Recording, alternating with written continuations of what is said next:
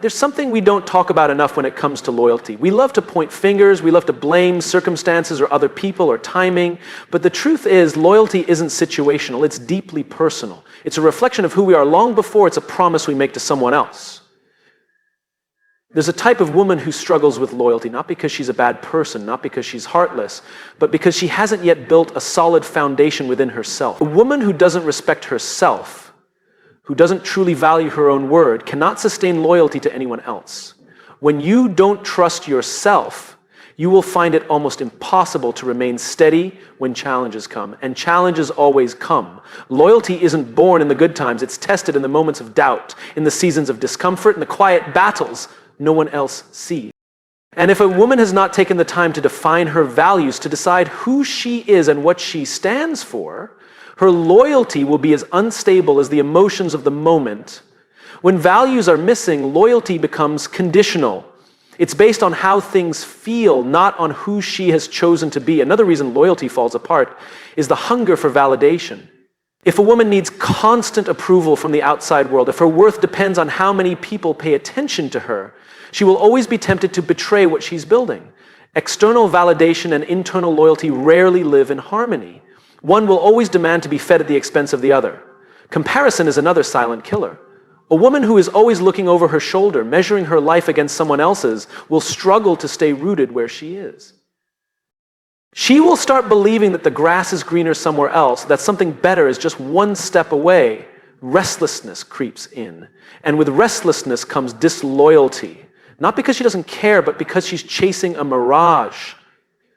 At the heart of it all is emotional maturity. Loyalty requires patience. It requires the ability to choose delayed gratification over instant pleasure. It asks a woman to stay steady when things aren't exciting, to stay faithful when things aren't easy. Emotional maturity demands escape when things get hard. Emotional maturity chooses commitment over comfort. Without it, loyalty remains a fragile thing, easily broken when the storms come. And finally, selfish ambition can destroy any foundation of loyalty. When personal gain becomes more important than mutual growth, loyalty doesn't stand a chance. Loyalty demands that we sometimes put us ahead of me. It's a commitment to something bigger than self-interest. Without that spirit, even the most beautiful connections can be lost. True loyalty isn't something you stumble into. It's a deliberate, courageous choice, again and again.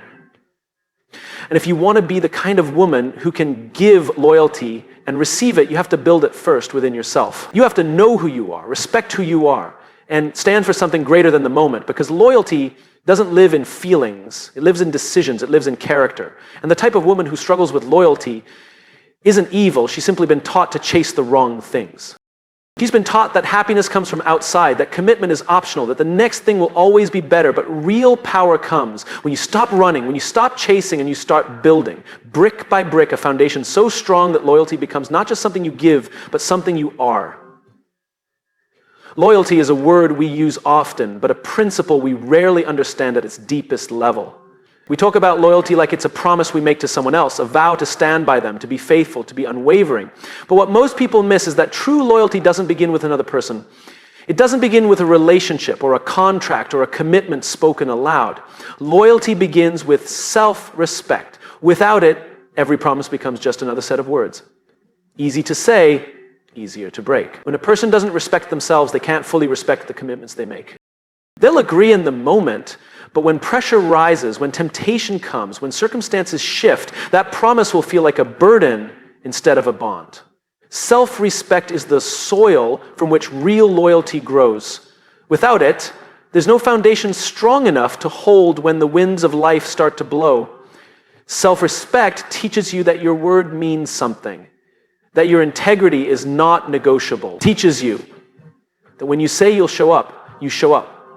Not because it's convenient, not because someone is watching, but because you said you would. Loyalty isn't about being trapped. It's about being rooted. It's the natural outgrowth of living by a standard you've set for yourself, a standard that doesn't bend just because it would be easier to give up. When a woman respects herself, she knows that loyalty is not about sacrificing her well-being to please others. It's not blind devotion. It's a conscious choice to stand firm where she has chosen to plant herself. In a relationship, in a friendship, in a cause, because it aligns with her values. She stays, Not because she's afraid to leave, but because leaving would betray her own standards. That's a completely different energy. That's strength, not weakness. We often confuse loyalty with endurance. Enduring something toxic, enduring something painful, calling it loyalty. But real loyalty demands that you are loyal first to what is right, to what is healthy, to what honors both yourself and the other person. If you betray yourself in the name of loyalty, it's no longer loyalty, it's fear. It's not selfless to stay where you're dying, it's self-destruction. Self-destruction is never a badge of honor. When you respect yourself, you naturally expect the same from the relationships you enter. You don't tolerate disrespect, you don't excuse betrayal. You don't need to beg for loyalty because you attract people who share your values. And when loyalty is reciprocated from a place of mutual respect, it becomes one of the most powerful forces in the world. It creates bonds that can withstand distance, difficulty, and doubt. Without self-respect, loyalty is just performance. It's something you do when you're being watched, something you hold on to until a better opportunity comes along. But with self-respect, loyalty is your identity. It's who you are, even when no one is clapping for you, even when no one would know if you walked away. Loyalty born from self-respect is loyalty that lasts because it's rooted in truth, not approval. You can't promise real loyalty to someone else until you first promised it to yourself. Promise to be loyal to your own principles, to your own heart, to your own highest good. That kind of loyalty doesn't falter. It doesn't flip-flop with every new feeling. It doesn't search for greener pastures the moment things get hard. It stands. It endures. It grows deeper with time. If you want to build relationships that last, if you want to create a life that means something, start here. Respect yourself enough to mean what you say, to live what you believe, and to honor what you commit to. Because without self-respect, loyalty is just a dream. But with it, loyalty becomes a living, breathing force, a choice you make every day, and a strength that no storm can take away. Loyalty without clarity is an illusion. It looks strong from a distance, but up close, it crumbles under pressure. When a person's values are unclear, when they haven't taken the time to decide what they truly believe and what they truly stand for, loyalty becomes a matter of convenience, not conviction. It becomes something that changes depending on what feels good, what's easy, or what's beneficial in the moment. Without clear values, loyalty is temporary, it's conditional. It's based on the weather of the day rather than the foundation of character. It says, I'm with you until discomfort arrives. It says, I'm committed until something shinier shows up. The problem isn't that the person is evil or malicious. The problem is that without clear internal standards, loyalty has nothing solid to anchor itself to. Values are the compass. They are the invisible lines that guide behavior, even when emotions are loud and circumstances are confusing. They are what remind you who you are when the world tries to pull you in 100 directions. When a woman hasn't clearly defined her values, when she doesn't know what honesty means to her, what trust requires of her, what commitment demands from her, then her loyalty will always be up for negotiation.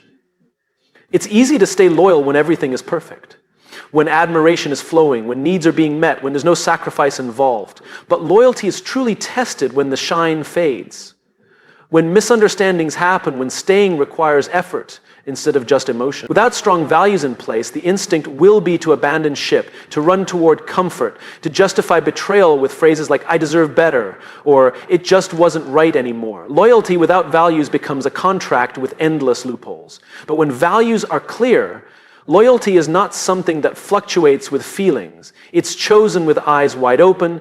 It's backed by principle. A woman who knows her values knows that loyalty isn't about sticking around blindly. It's about showing up in alignment with what she believes to be right and good and true. Even when no one would fault her for walking away, she stays true, not because it's easy, but because it's who she is. Clarity of value simplifies every decision. It removes confusion in moments of temptation. It answers the hard questions before they even arise. Do I betray someone's trust for my own gain? No, because loyalty is a value, not a feeling. Do I check out emotionally when things get hard? No, because commitment is rooted deeper than convenience. Do I compare, drift, and constantly wonder if there's something better out there? No, because gratitude and steadfastness are part of the code she lives by. When values are blurry, it's easy to justify anything. It's easy to say, I changed my mind, without considering the consequences. It's easy to trade long-term trust for short-term satisfaction. But when values are crystal clear, they act as guardrails. They protect loyalty from the erosion of impulse. They protect relationships from the sabotage of temporary emotions. The truth is, loyalty that depends on circumstances isn't loyalty at all. It's preference. It's a feeling that can vanish overnight. True loyalty doesn't waver because it's tied to something deeper than circumstance. It's tied to identity. It's tied to a chosen code of living. If you want to build loyalty that lasts in yourself, in others, in your relationships, you have to start with your values. Define them. Write them down. Live them out when it's hard. Teach yourself that loyalty is not about how you feel in any given moment.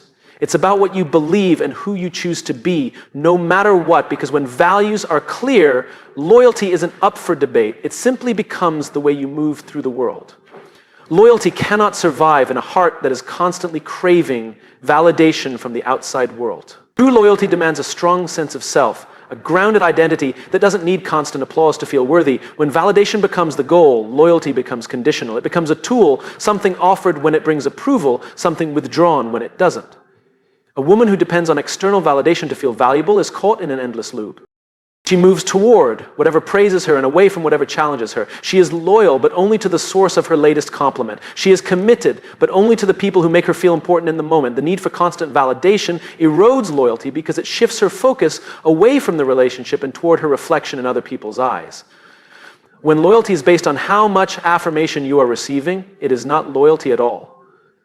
It is a transaction. I will stay as long as you make me feel good. I will be devoted as long as you recognize my worth. That is not love. That is not commitment. That is dependency masked as devotion. True loyalty asks more. It asks you to stay connected even when the applause fades, even when recognition is absent, even when your ego is not being fed. External validation is a drug. It gives a quick high. It makes you feel seen, wanted, powerful, but only for a moment. And when it wears off, the craving returns stronger than before. A woman addicted to validation will chase the next source of approval without even realizing she is abandoning the people and principles that once mattered most. Loyalty under those conditions doesn't stand a chance. Validation is not the enemy. We all need to feel appreciated. We all need encouragement. But when your sense of self depends on it, when you cannot hold steady without constant praise, loyalty becomes impossible. Because loyalty often demands seasons of invisibility. It demands moments where you choose the relationship, the friendship, the mission, not because you're being celebrated for it, but because you believe in it, even when no one is clapping. A woman who is grounded in her own worth doesn't need every move she makes to be noticed. She doesn't need to be reminded every day that she is valuable to stay loyal. Her loyalty flows from her internal compass, not from the temporary opinions of others. She knows who she is, and because she knows who she is, she can commit deeply without needing the spotlight to validate her decision. The need for constant validation makes loyalty shallow. It cannot endure hardship. It cannot survive boredom. It cannot weather conflict. The moment the relationship stops offering constant admiration, the woman who needs validation will begin looking elsewhere for attention, for affirmation, for proof that she still matters. In doing so, she betrays not only her loyalty to others, but her loyalty to herself. True loyalty is quiet. It does not announce itself loudly. It is not desperate to be seen. It is steady even when unseen. It is faithful even when unappreciated. And it is strongest when it comes from a place of deep internal security. The woman who knows her value doesn't need the world to remind her of it every 5 minutes. She doesn't need to be validated to be loyal. She is loyal because that is who she has chosen to be. If you want to protect your loyalty, you must first break your addiction to validation. You must anchor your identity not in how others see you, but in how you see yourself. Only then will your loyalty be real, and only then will it be lasting. Because real loyalty can only live in a heart that is already full, not one constantly begging to be filled. Loyalty requires focus. It requires a heart that is settled, a mind that is committed, and eyes that are fixed on the path chosen. But comparison breaks all of that. When a woman is constantly looking over her shoulder, constantly measuring her life, her partner, her journey against others, loyalty cannot survive. Comparison plants seeds of dissatisfaction. It makes what she has look small. It makes where she is feel inadequate.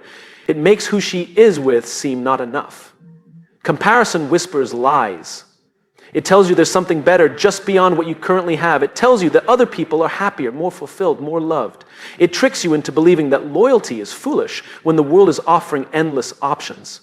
And slowly, without even realizing it, a spirit of comparison shifts your heart away from gratitude and toward restlessness. And where restlessness grows, loyalty dies. A loyal heart cannot thrive in divided attention. You cannot be fully committed to someone or something while constantly wondering if there is something better waiting for you somewhere else. Loyalty demands a decision, a full-bodied, wholehearted yes. Not a yes with an asterisk, not a yes followed by unless something better comes along. When you allow comparison to drive your thoughts, your yes becomes hollow. Your commitment becomes shallow. Comparison creates imaginary gaps between reality and fantasy. It magnifies flaws. It highlights shortcomings. It exaggerates the possibilities that exist elsewhere while minimizing the goodness that exists right in front of you. You start to see everything through a distorted lens. What was once enough becomes disappointing. What was once beautiful becomes ordinary.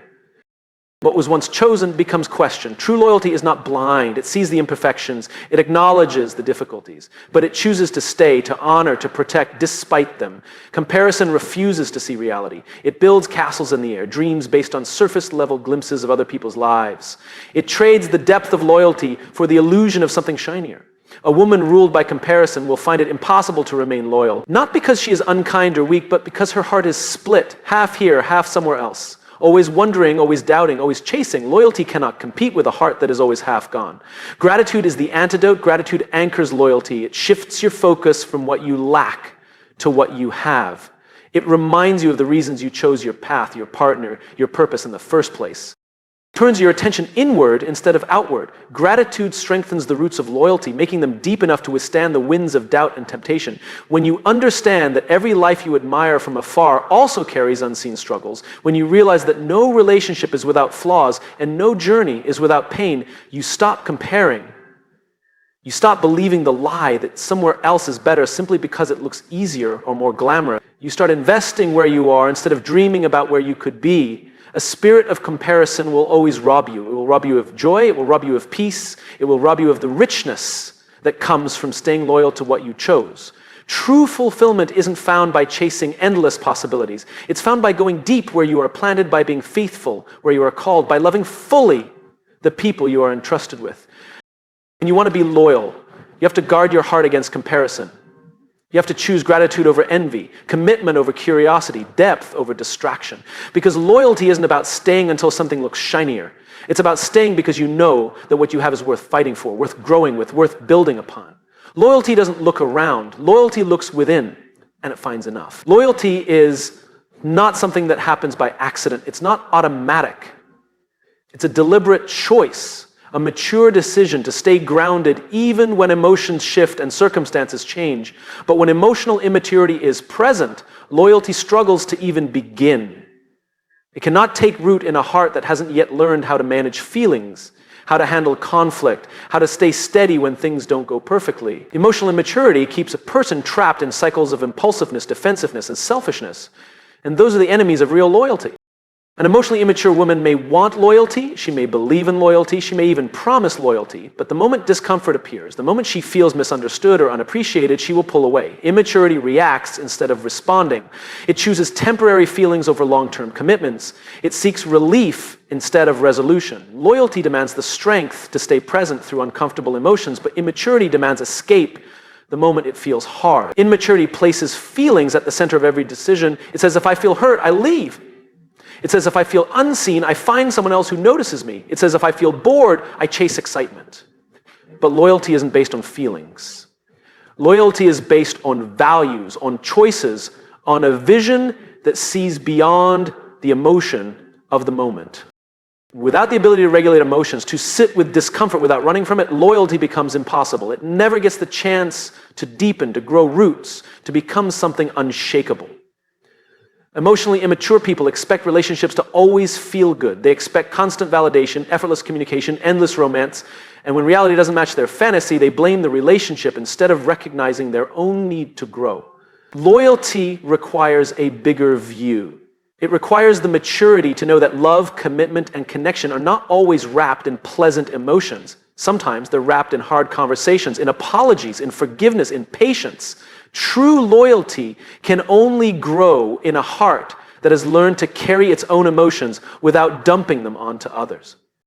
It can only thrive where there is accountability, where someone can say, "I was wrong," without pride blocking the words. Where someone can feel hurt but choose healing instead of retaliation. Where someone can feel fear but choose trust instead of sabotage. Emotional maturity doesn't mean you stop feeling things. It means you don't let those feelings decide your character. A woman who has matured emotionally understands that loyalty is a muscle that is built over time. It's tested in small moments first, in being there when it's inconvenient, in staying when misunderstandings happen, in choosing respect even during arguments. Loyalty isn't proven by big promises made in perfect moments. It's proven in the silent choices made in the messy middle. Emotional immaturity prevents loyalty because it makes everything about the self. How do I feel becomes more important than what have I committed to? What do I want right now becomes more important than what does this relationship need to grow? It turns loyalty into a self-serving act instead of a self-giving one. True loyalty is not about personal comfort. It's about mutual growth, shared commitment, and resilience in the face of challenges. If you want loyalty in your life, you have to grow up emotionally. You have to do the hard work of facing your insecurities, managing your reactions, and standing firm even when you are afraid. You have to learn to value commitment over comfort and principles over momentary emotions, because loyalty is not a feeling. It's a decision. It's a discipline. It's a reflection of emotional strength, not emotional weakness. Only when emotional maturity takes root can loyalty truly flourish. Only then can it grow into something powerful, something rare, something that can weather the storms of life and still stand strong. Commitment is a promise made not just with words, but with actions, choices, and sacrifices. It's the decision to show up, to stay loyal, and to invest deeply even when it's inconvenient. But selfish ambition operates by a different code. Selfish ambition is concerned only with personal gain. It's fueled by the question, what's best for me, rather than what's best for us. And when selfish ambition takes over, commitment becomes an afterthought, something easily discarded if it stands in the way of personal advancement. At first, ambition can look like a strength. It drives people to chase goals, to dream big, to push past limits. But when ambition becomes selfish, when it stops considering others, when it places personal success above integrity, loyalty, and relationship, it becomes dangerous. It corrodes commitment from the inside out. It tells you that anything is justifiable if it gets you where you want to go. It tells you that promises are flexible, that loyalty is optional, that people are expendable if they slow you down. Selfish ambition turns commitment into a conditional agreement. I'll stay loyal as long as it benefits me. I'll honor my word as long as it doesn't cost me too much. I'll be faithful until a better opportunity shows up. It really defines commitment as something transactional instead of transformational. Commitment is supposed to shape you, to deepen your character, to build something lasting. But selfish ambition refuses to be shaped by anything outside its own agenda.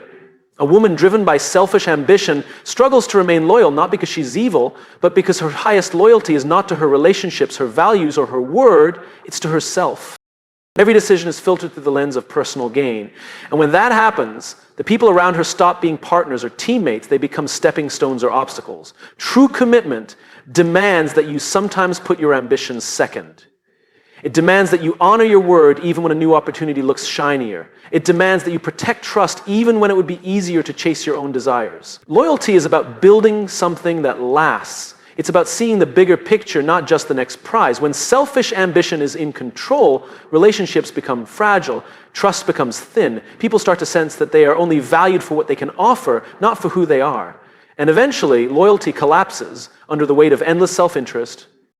What could have been strong, beautiful, and lasting falls apart because one person decided that their personal success mattered more than their shared promises. This doesn't mean ambition is wrong. Ambition can be powerful when it's guided by purpose, when it's aligned with values, when it includes loyalty as part of its definition of success. Ambition becomes destructive only when it forgets that real success isn't just about climbing higher, it's about building deeper. It's about creating bonds that aren't broken by the next shiny opportunity. It's about proving that your word means more than your next win. A committed woman understands that ambition and loyalty are not enemies. They can coexist, but only when ambition serves something greater than itself. Only when ambition is disciplined by character. Only when personal growth is seen as incomplete if it comes at the cost of betraying others. Selfish ambition whispers that commitment is weakness, that slowing down for others is foolish. But wisdom knows better. Wisdom knows that true greatness isn't measured by how quickly you rise alone. It's measured by how faithfully you build something together. If you want to live a life of real impact, if you want loyalty that stands the test of time, you must tame selfish ambition. You must choose commitment even when it slows your progress. You must value loyalty even when it costs you, because in the end, selfish ambition might get you to the top, but it will leave you standing there alone. Commitment, loyalty, integrity, these are the things that build a life worth having.